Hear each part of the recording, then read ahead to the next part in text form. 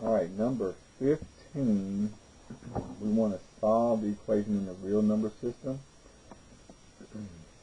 So I'm going to suppose that we can factor by grouping this time.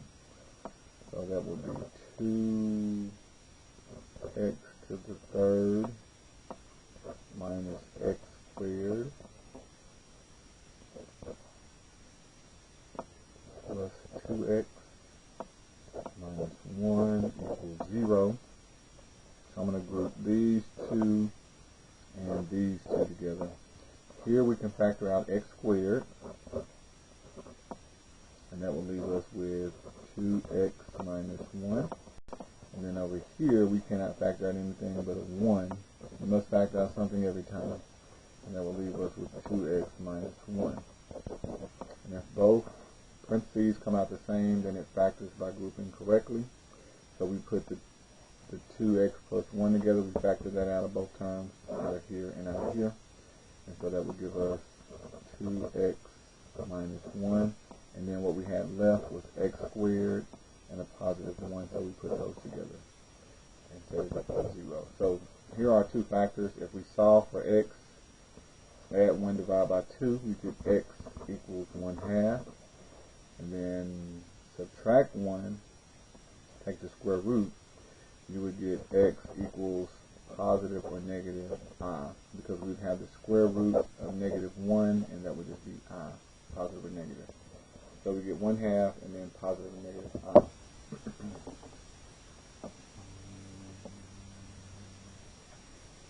I believe that should be good. I want to make sure.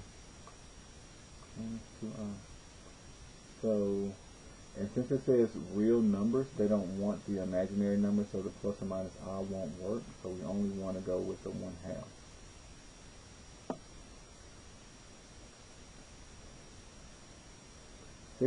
We want to graph the line containing the point P and having slope M. So we have slope of 6 and it goes to the point 2, 2. So the way I like to use this is I'm going to do slope-intercept form. Y equals mx plus b. And they gave me slope of 6, and an ordered pair, x is 2, y is -2. So I'm going to plug a -2 here. Slope of 6, plug a 2 for x, and then we're going to solve for b. And my final answer is going to look like this: y equals 6x, and then plus or minus whatever the b value is. So this will give me -2 equals 12 plus b. Subtract 12, and that will give me -14 equals b. So this is a -14. So here would be our equation with that slope going through the point 2, 2. And so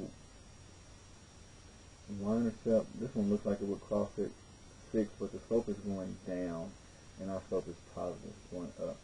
So I want our graph going up and to the right. I don't like any of these graphs. Let me look at what's going on. Graph the line containing the point P and having slope M. Since M is a positive slope going up to the right, yeah. So that can't be it. So it could be this one, this one. Okay, so yeah, I'm sorry. Our y-intercept, I'm losing my mind. It's -114. Okay, so our graph is going to cross the y-axis way down at -14. So the only one that looks like it's trending toward that would be D and positive slope. It can't be that one. Neither of those would have the right intercept. So D is the only viable option.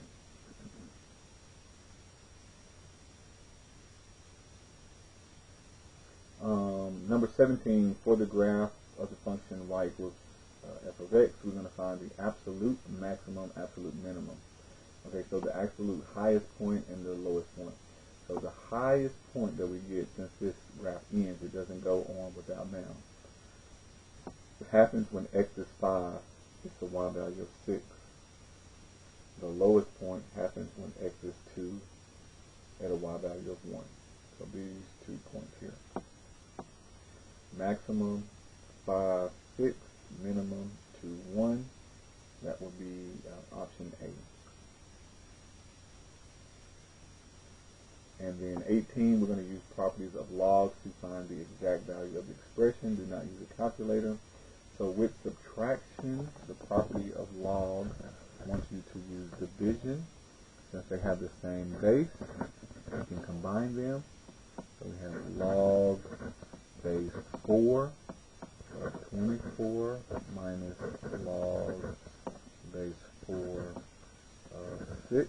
We can rewrite that as log base 4 of 24 divided by 6.